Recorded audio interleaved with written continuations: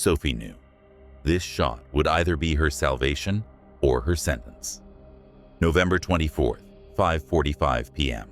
The Green Vault Museum is closing. She doesn't leave. Instead, she hides in a maintenance corridor, clutching a professional macro lens, equipment she has no business carrying after hours. Her heart pounds so loudly, she fears the motion sensors might pick it up. She knows the emergency exit code. She knows the camera schedules. She knows exactly where to stand in the blind spots. She approaches the display case. The 18th century royal diamonds glow in the darkness. She shoots, fast, precise. She measures the stone's proportions with a ruler. Footsteps, security. She ducks away, holding her breath. Her hands are trembling. The guard passes by. He notices nothing. Sophie slips out of the museum at 6:30 p.m. In 11 hours, the museum will be robbed. In 36 hours, she will be named the prime suspect. When I first heard about the Dresden heist, I didn't think it would change my life. It sounded like another file, another number, another closed case waiting to happen. An insurance company hired me just to verify the story. That's what they always say. I'm an expert on historical artifacts. My job is telling real thefts from staged ones, finding inconsistencies, saving insurance companies millions. Most of the time, the answer is obvious. Routine work, or so I thought. That sentence has a way of aging badly. November 26th morning, I got a call from Allianz. I remember exactly where I was standing when the phone rang. "Mark, we need your help. Dresden, the Green Vault, 113 million euros in coverage." They always mention the number first. What was stolen? 3 royal jewelry sets, including the Dresden white diamond. That was the moment I stopped doing other things. I knew that diamond. 49 carats. One of the largest white diamonds in the world. You don't forget stones like that. You measure everything else against them. How? Professional job. Burned an electrical box. Came through a window. Smashed the cases with axes. 5 minutes. Then vanished. Too clean. Too fast. Any suspects? A pause. Pauses are never accidental. Yes, a museum conservator, Sophie Koch. She took secret photos the night before the heist. That name meant nothing to me then. It would later. I arrived in Dresden that evening. I still thought Sophie Koch's file sat on my hotel room desk. I hadn't planned to open it that night. I did anyway. 28 years old. Gemologist by training. 5 years at the museum. Spotless reputation. Until yesterday. Police found 47 photographs in her cloud storage, taken the evening of the 24th. That number alone was enough to make anyone nervous. Detailed shots of display cases, locks, mountings, in-camera blind spots, with professional equipment, too professional to be accidental. The statistics don't lie. 70% of museum thefts involve insiders. Those numbers had closed more cases than I could count. But something bothered me. I'd learned to trust that feeling. It rarely showed up without a reason. I looked at the photos more carefully. Sophie wasn't photographing the security system. She was photographing the stones themselves. That was unusual. Scratches on the settings. Proportions of the facets, anomalies in the cutting, details no thief would need. Why? November 27th, 9 a.m. I knocked on her apartment door. I expected hesitation. I didn't expect how fast she opened it. Sophie stood there almost immediately, pale, exhausted, obviously hadn't slept all night. Fear has a way of sharpening people, or emptying them. "Miss Koch?" "Mark. Insurance expert." She looked at me like I'd brought her a death sentence. Another one who thinks I'm a thief? Her voice didn't rise. That worried me more. I don't think anything, I answered calmly.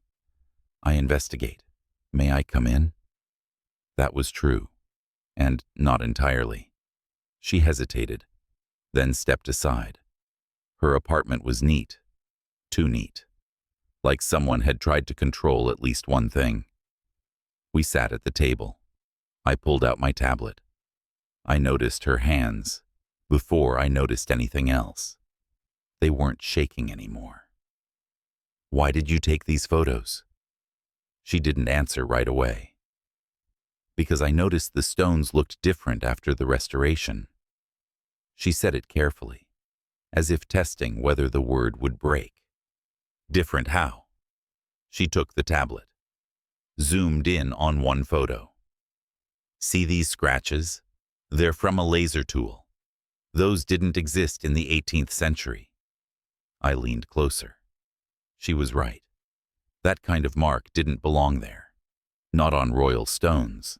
Not ever. Do you have proof these scratches appeared after the restoration? She stood up and crossed the room, opened a drawer. For a second, I thought she might come back empty-handed. She didn't. Sophie placed a folder on the table. Archive photos from a month ago. The same stones. No scratches. I compared the images. They matched. That was the moment the room felt smaller. Why didn't you go to the police? She looked at me the way people look at doors that don't open. Because someone in museum management organized that restoration. She didn't raise her voice. She didn't need to. The diamonds were officially sent for conservation to Switzerland. All the paperwork was in order. But when they came back, I noticed the changes. She paused. A substitution. I looked at her for a long time, long enough for silence to become uncomfortable. Either she was telling the truth, or she was the smartest thief I'd ever met. I didn't tell her that I'd already sent copies of her photos to the insurer. That part stayed with me. Decide for yourself, she said. She met my eyes without blinking. That took more courage than most people realize. A pause. I checked my watch. You have 48 hours before formal charges, I said. If you're innocent, I'll help prove it. It was an offer and a test. And if I'm guilty, then I'll personally hand you to the police. I meant it. She smiled, for the first time in our conversation. Then let's work, Mark. I nodded. We started at the crime scene. The museum was closed.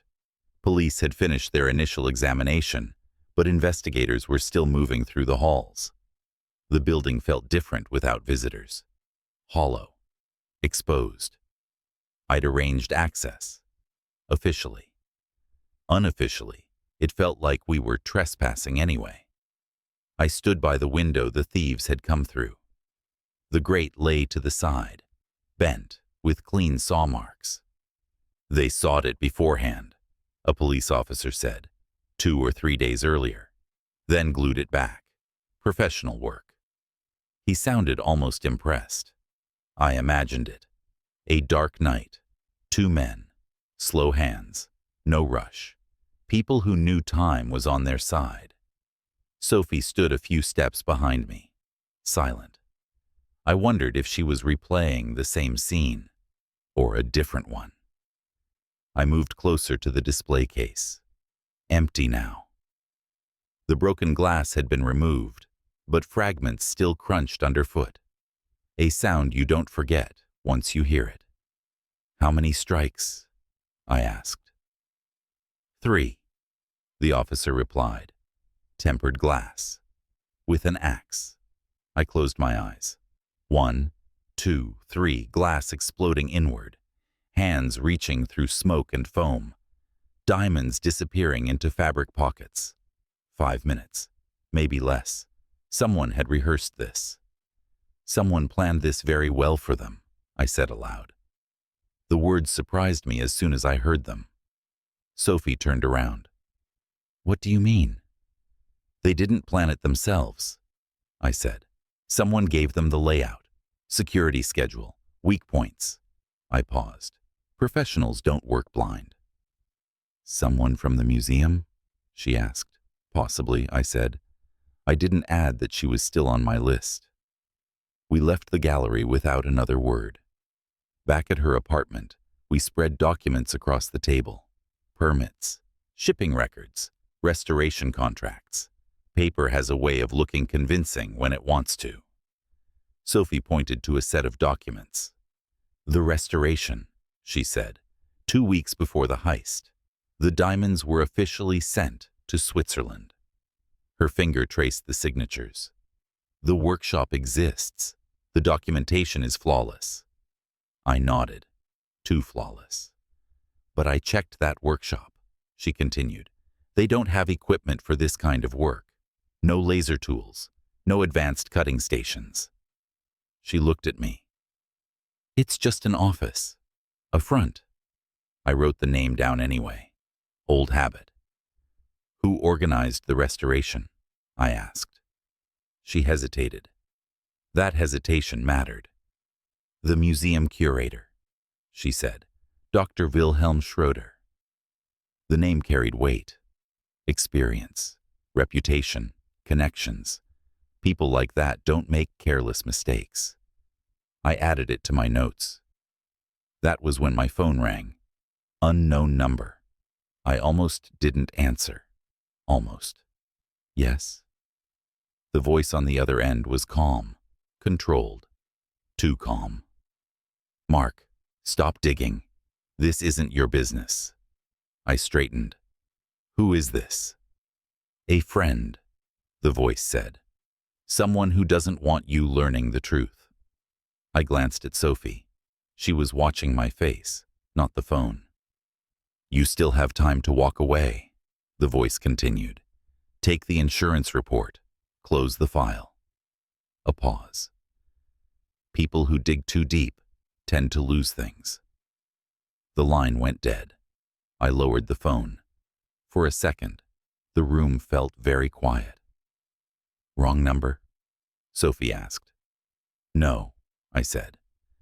I didn't tell her that for a second. I'd considered walking away. I looked at her instead. Someone's nervous. ADM, I said. We're on the right track. That was true. The news came the next morning. Berlin. Arrests. The Remo clan. 3 men. Some of the diamonds recovered.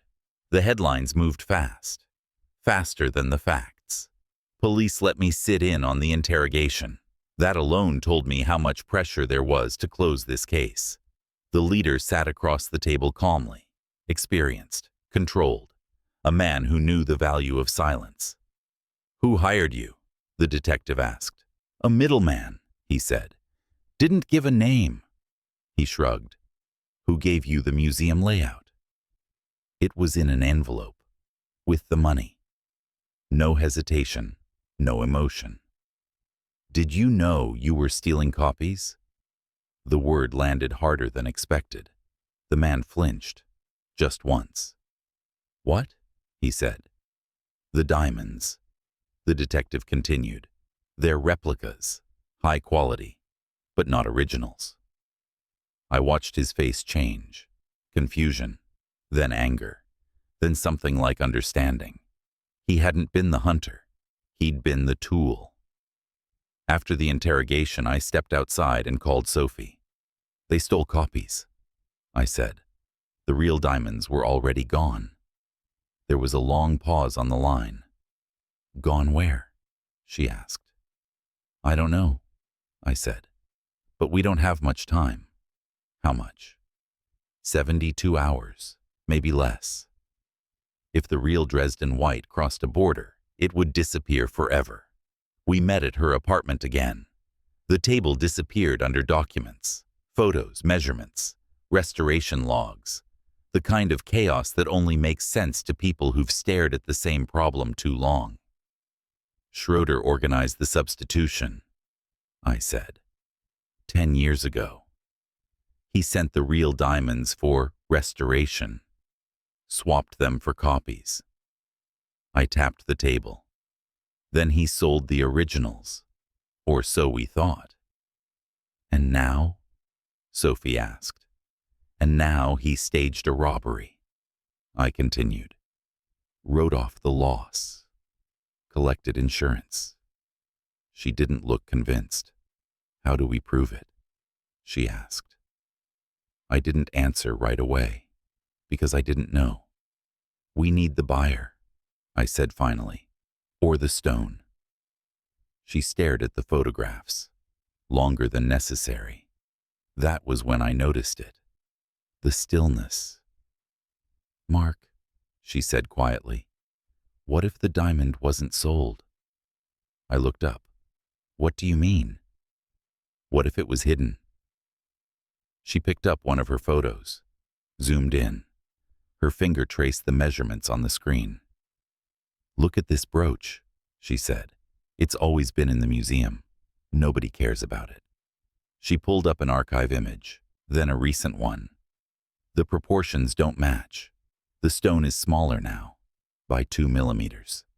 I leaned closer. 2 millimeters was enough. Someone had recut it. Slowly, carefully. I felt my breath catch. My God, I said. She nodded. The white diamond, she said. Recut, made smaller, set into something unremarkable. I sat back, hidden in plain sight, for 10 years. You knew? I asked. I suspected, she said, 2 weeks ago, when I saw the scratches after the restoration. She swallowed. Selling it would have been too risky, too famous, but hiding it, changing it just enough? She didn't finish the sentence. She didn't have to. Why didn't you go to the police? I asked. She looked tired. Because suspicion isn't proof, she said. And suspicion gets people fired, or worse. She met my eyes. I needed certainty. I smiled, despite myself. Sophie Koch, I said. You're either a genius or reckless, she finished. We came to the museum the next morning. Early. Before visitors. Before excuses. With police. With a warrant. The kind of paper that changes conversations. Dr. Wilhelm Schroeder was in his office. Calm. Composed. The sort of calm that comes from believing the game is already won. The detective placed the documents on his desk. Dr. Schroeder, he said, you're under arrest for organizing theft, falsifying exhibits, and insurance fraud. Schroeder glanced at the papers, then at us. He smiled. Prove it. Sophie stepped forward. She placed a folder on the desk. Documents, photographs, measurements, comparative analyses. 10 years of silence, finally arranged in order. 10 years ago, she said, you organized a restoration. You replaced the originals with replicas. She didn't raise her voice. She didn't need to. And now, I added, you staged a robbery, chaos, insurance, a convenient scapegoat. Schroeder leaned back. Interesting theory, he said. But theories aren't evidence. The evidence, I said, never left the building. That was the moment his expression changed. Not panic, recognition. We walked through the gallery together. The cases were closed again, the lights softer. We stopped in front of the Queen's brooch. Unremarkable. That was the point. A gemologist was already waiting. He removed the brooch carefully, placed it under a microscope. The room went quiet. Seconds passed. Then the expert looked up. This is it, he said. The Dresden white diamond. No hesitation. Recut, slightly reduced. But the internal structure matches. The inclusions align with the original records. He adjusted the focus. The proportions account for the 2 millimeter reduction. This is the original stone. No one spoke. Schroeder stared at the brooch. I watched him realize that hiding something for 10 years doesn't make it disappear. Why? I asked. Why stage a robbery if the diamond was still here? He exhaled. For the first time, the confidence cracked. Because she started asking questions, he said. He nodded toward Sophie. She noticed the scratches, the inconsistencies. He looked away. I needed noise, confusion, a story everyone would believe. And her? I asked. She was perfect, he said. An insider. Secret photos. Motive. Sophie didn't move. You didn't expect, she said quietly, that I took those photos to prove the truth. They led Schroeder away. He didn't resist. People rare. Sophie was cleared 2 days later. Officially. Publicly. The kind of clearance that still leaves a mark. The Remo clan received reduced sentences in exchange for cooperation. The remaining diamonds were recovered from a private collection in Switzerland. Quietly. The Dresden white diamond returned to its case. A new plaque appeared beneath it. Recovered after the 2019 investigation. Nothing about how close it came to never being seen again. I sat with Sophie in a cafe across from the museum. We watched tourists line up. Coffee cooled between us. Thank you, she said. You were the only one who listened. Not at first, I said. I doubted you. She nodded. I know. I doubted you, I continued, long enough to almost ruin everything. She didn't respond right away. Then she smiled. Sometimes that's all it takes. She said. Someone who keeps looking. We sat in silence. The museum stood across the street, unchanged, as if nothing had happened. What's next? I asked. Back to work, she said. Artifacts don't stop hiding their secrets. If you notice something again, you'll be my first call, she said. I believed her. At the time, I thought this was the end of the story. I was wrong. But that's for another night.